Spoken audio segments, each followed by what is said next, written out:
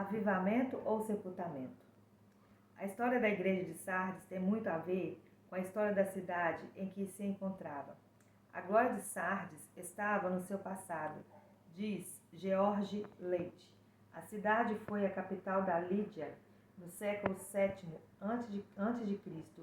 Viveu seu tempo áureo nos dias do rei Creso. Era uma das polis mais magníficas do mundo nesse tempo. Situada no alto de uma colina, amuralhada e fortificada, fazia que seus habitantes se sentissem imbatíveis por viverem em uma cidade inexpugnável. Princípios íngremes protegiam a cidade, de modo que não podiam ser escalada. Seus soldados, cidadãos, pensavam que jamais cairiam nas mãos dos inimigos. De fato, a cidade jamais fora derrotada por um confronto direto. Seu povo era orgulhoso, arrogante e autoconfiante. Mas a cidade orgulhosa caiu nas mãos do rei Sírio da Pérsia, em 529 a.C., quando este cercou por 14 dias. Quando seus soldados estavam dominados, ele penetrou com seus combatentes por um buraco na muralha, o único lugar vulnerável, e dominou a cidade. Mais tarde, em 218 a.C., Antíoco Epifânio dominou Sardes da mesma forma, isso por causa da autoconfiança e da falta de vigilância dos seus habitantes. Os membros dessa igreja entenderam claramente o que Jesus estava dizendo, quando afirmou: sedes vigilante, senão virei como ladrão de noite. Apocalipse 3:3.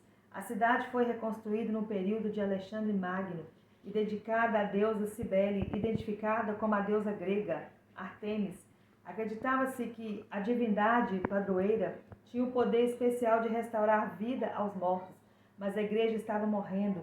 Só Jesus pode dar vida aos crentes. No ano 17 d.C., Sardes foi parcialmente destruída por um terremoto e reconstruída pelo imperador Tibério. A cidade tornou-se famosa pelo alto grau de imoralidade que a invadiu, pela decadência que a dominou. Quando João escreveu essa carta, Sardes era uma cidade rica, mas totalmente degenerada. Sua glória estava no passado e seus habitantes entregavam-se aos encantos de uma vida de luxúria e de prazer. A igreja tornou-se como a cidade. Em vez de influenciar, foi influenciada.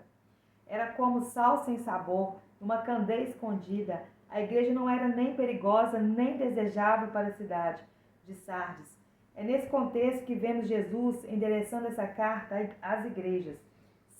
A igreja Sardes era uma poderosa comunidade cristã, dona de um grande nome, uma igreja que tinha nome e fama, mas não tinha vida, tinha performance e não integridade, tinha obras, mas não dignidade. A essa igreja, Jesus enviou uma mensagem revelando a necessidade imperativa de um poderoso reavivamento. Uma atmosfera espiritual sintética substitui o Espírito Santo daquela igreja. Diz Arthur Bloomfield. Ela substituía a genuína experiência espiritual por algo simulado. A igreja estava caindo no tampor espiritual e precisava de reavivamento. O primeiro passo para o reavivamento é ter a consciência de que há crentes mortos e outros dormindo, que precisam de ser despertados. Não é diferente o estado da igreja de hoje. Ao sermos confrontados por aquele que anda no meio dos candeeiros, precisamos também tomar conhecimento de nossa necessidade de reavivamento hoje. Devemos olhar para essa carta não como uma realidade, mas como um espelho em que vemos a nós mesmos. Certo pastor, ao ver a igreja que pastoreava em um profundo estado de letargia espiritual, negligenciava a palavra, desobedecendo os preceitos de Deus, chocou a todos dizendo que no domingo seguinte faria uma cerimônia de sepultamento da congregação. Convocou os crentes para irem para a cerimônia fúnebre no dia combinado. Até os faltosos estavam presentes. O pastor começou o culto e bem defronte ao púlpito estava um caixão. Com o clima, de fato, era sombrio. Havia uma tristeza no ambiente. A curiosidade misturava com o temor que assaltou a todos. Depois do sermão, o pastor orientou os crentes a fazerem uma fila e verem o defunto que havia de ser enterrado. Cada pessoa que passava e olhava para dentro do caixão ficava comovida. Algumas saíram quebrantadas em lágrimas. A congregação inteira prorrompeu em um copioso choro. No fundo daquele caixão estava não um corpo morto, mas um espelho.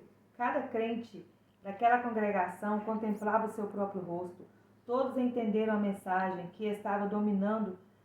Todos entenderam a mensagem. Eles estavam dormindo o sono da morte e precisavam ser despertados para a vida em Cristo Jesus.